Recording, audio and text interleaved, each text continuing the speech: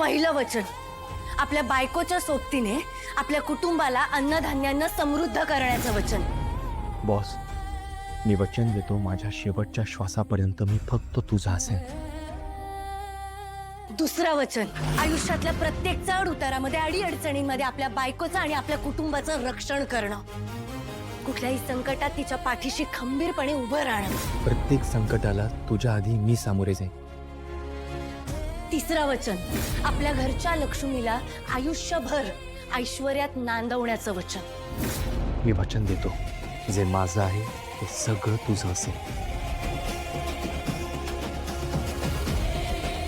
चौथं वचन, विश्वासाचं आणि प्रामाणिकपणाचं. तुझा विश्वास मी कधीही तुटू देणार नाही.